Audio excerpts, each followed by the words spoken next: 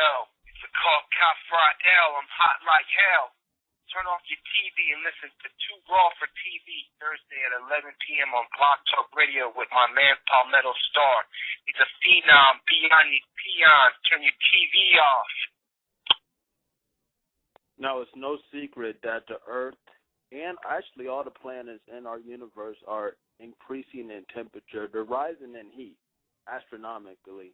And a lot of documentaries have been made to talk about that, including one by Al Gore.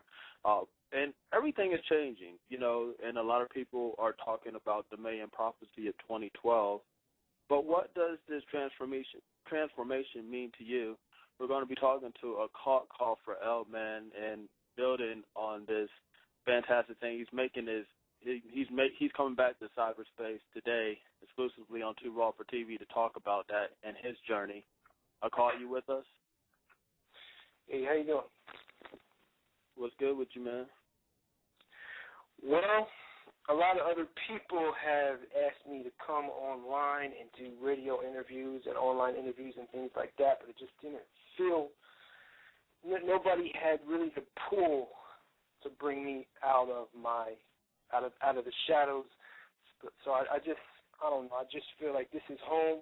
You know, you brought the idea for me to do the interview, and I really couldn't say no. So I just wanted to be here to support you. You know, it just feels like we've only known each other for a short period of time, but it just feels like we go way back, you know.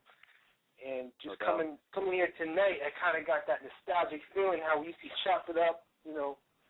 Used to be on my show, I used to be on your show. Now we're doing the monthly conferences with the Knights of the Rounds and everything. So it just feels like home, man. It feels like the good old days just to come back on Too Raw. No doubt, man. Appreciate it. Definitely part of Too Raw for TV family forever, man. Talking about Transformation 2012 now, you have done something that not a lot of people would do. That is totally have a following, a huge following of thousands of people, and then seemingly just drop abruptly out of the public eye. Now, what made you decide to do that, and how does that relate to the transformation of 2012? Well, do you ever try to concentrate on something, and let's say at the library, you're trying to do some research, or you're on the verge of writing, like, let's say maybe a term paper, and you're trying to find your thoughts and gather your ideas, and somebody is in the library just talking on the phone, and you just feel like telling them, just shut the fuck up. You know what I'm saying? It got to the point where I needed some peace and quiet in my life. I needed some silence. And I started to realize that I didn't want to turn into an entertainer. And I was starting to turn into an entertainer instead of being a person who is on a path of spiritual growth, but they happen to be making some artwork as well.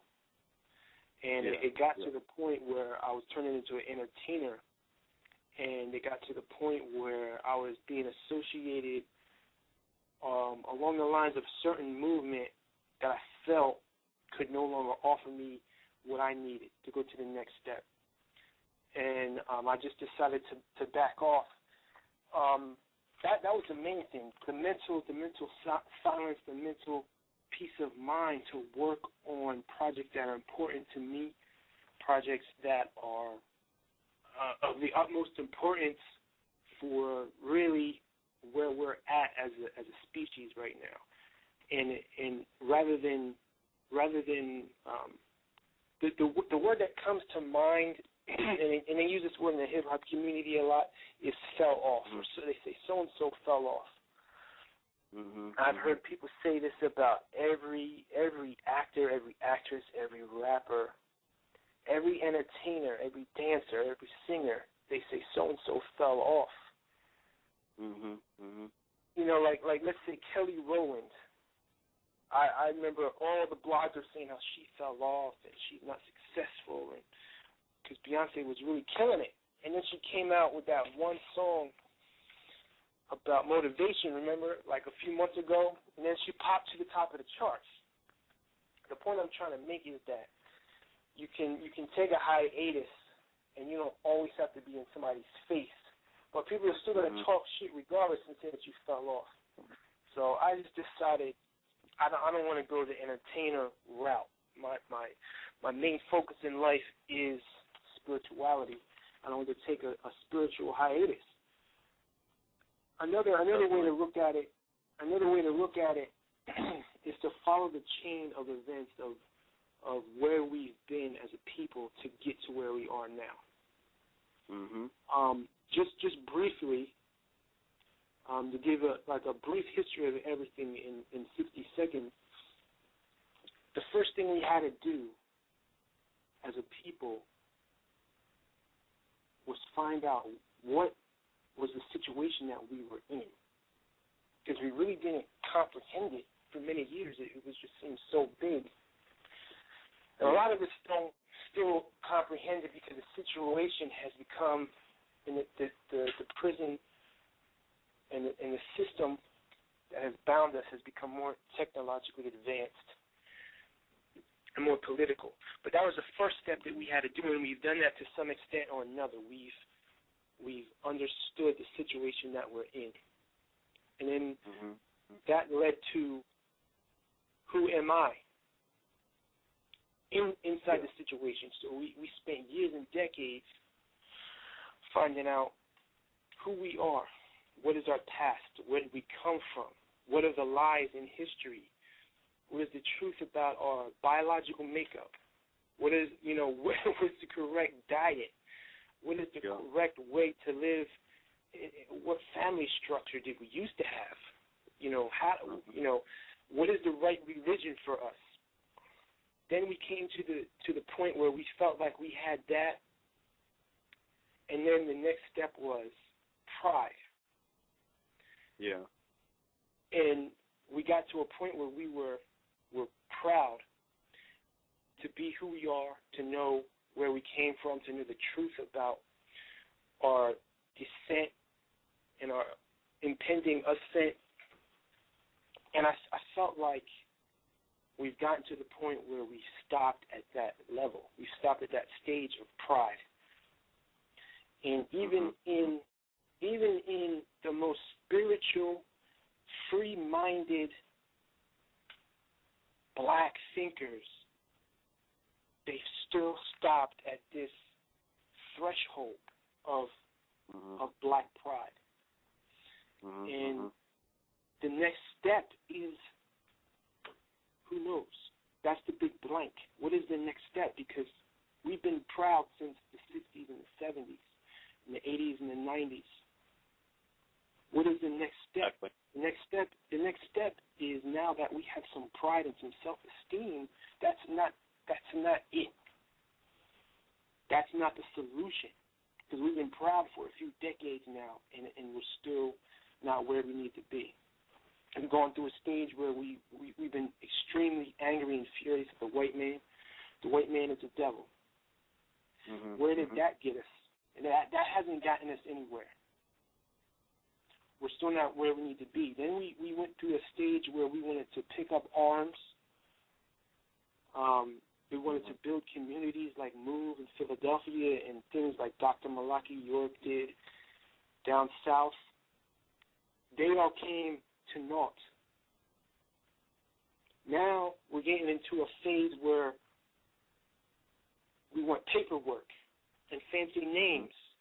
And we got Moors talking about, if you just fill out this paper, you'll get to where you need to be. If you file this petition, and if you sue this politician, and if you get this land grant, you'll get to where you need to be. But we're still not free. And so now we're after the money now. And since maybe the 90s, 2000s, you have more black millionaires than ever in the history of money. But we're still not where we need to be. So I got to the point where I saw nobody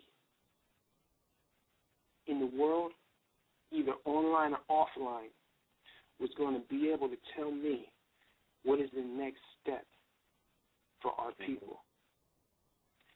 And so when I came to that realization, I just went back into the back cave, and I went back into the shadows, and I said to myself, the only way I'm going to find this answer is alone.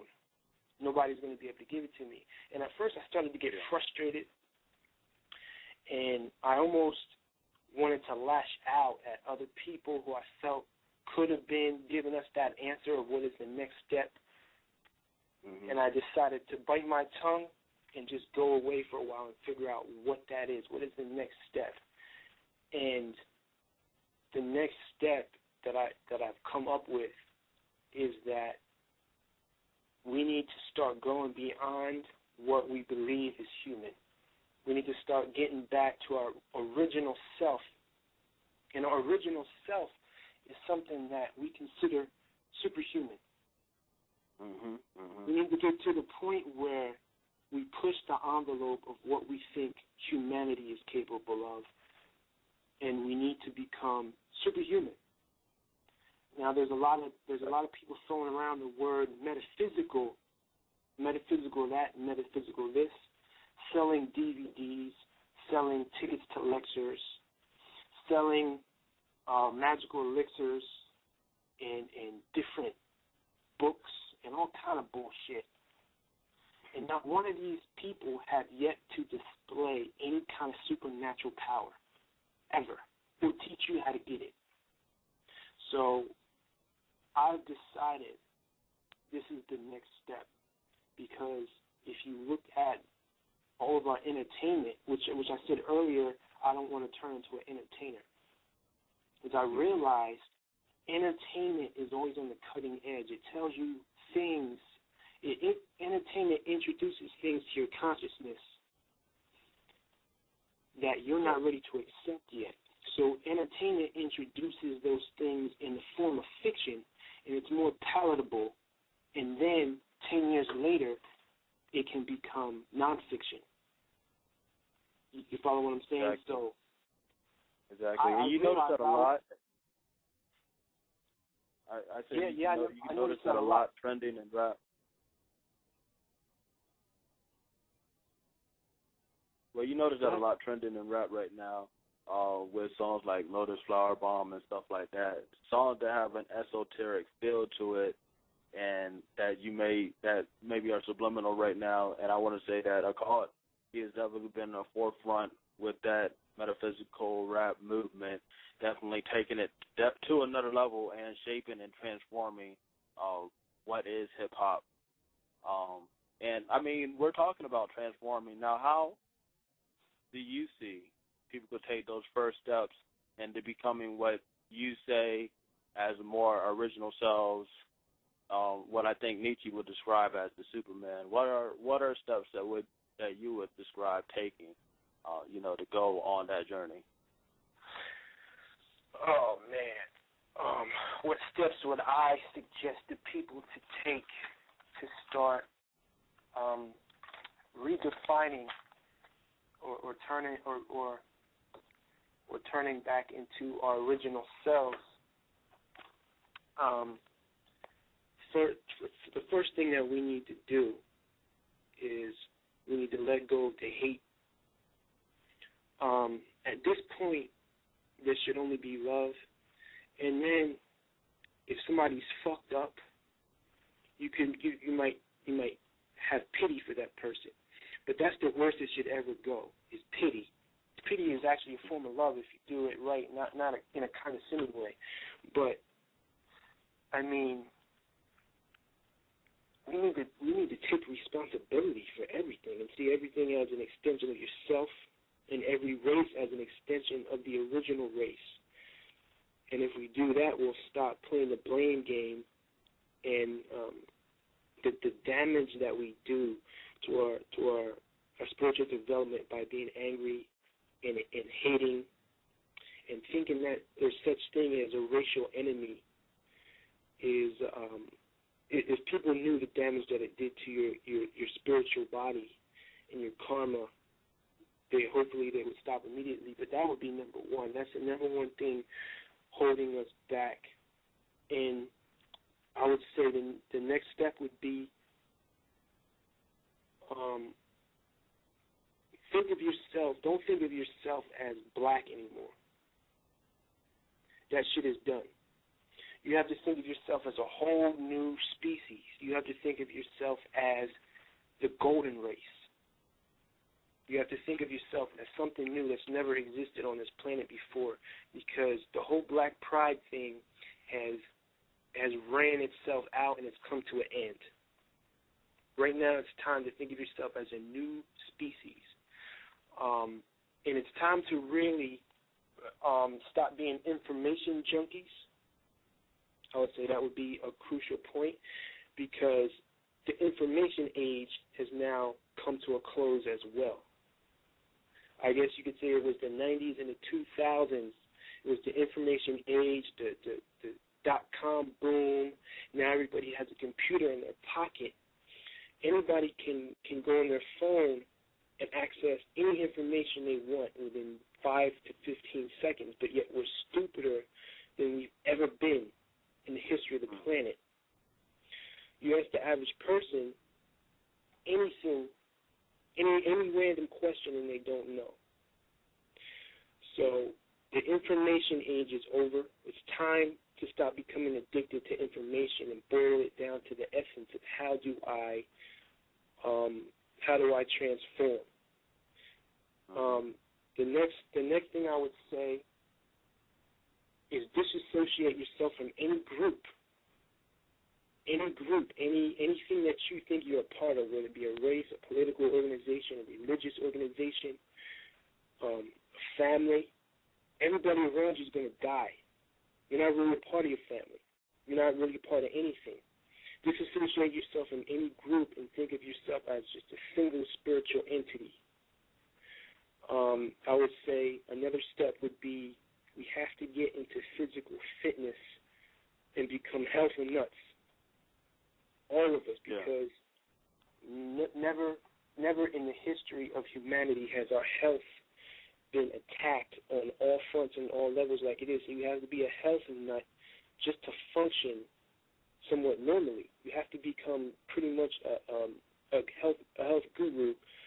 And I would say the next step would be start a meditation practice.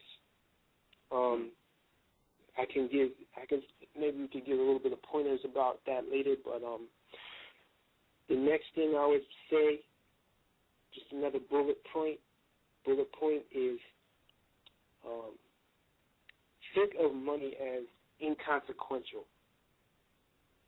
I would say, because this is something that we've become obsessed with in the last couple of decades, because for the first time it seems like we can have a piece of the pie. For the first time we have mega mogul rappers and we have football players on MTV Cribs, and it looks like, damn, I can get that Cadillac. If I follow the rules, I just can get me 10 pair of Jordans and a bucket of fried chicken and an iPod, and I can live the good life. And what happens is you break your back and you struggle and you twist and turn and redesign yourself into what you have to be to get that dollar, to the point where now you're just a stupid consumer. And your spiritual growth has been put on the back burner. So none of us are going to starve to death at this point, especially not in America. I'm not saying don't get money, but I'm saying whether you're rich or poor or just getting by, whether you have the finest Versace, or whether you have to go to Walmart and get those little pack of T-shirts for $10 and wear them, it's inconsequential. It's of no consequence. Use money as just a tool to get your daily bread, your food, your clothing, your shelter, feed your kids, make sure your kids got sneakers and diapers, and move on with the shit. Stop trying to, this shit is, stop trying to paint the Titanic. Stop trying to be the captain of the Titanic. So that would be, just for starters, how you can start to transform, like a little transformation starter kit. Those would be my bullet points. No doubt, no doubt.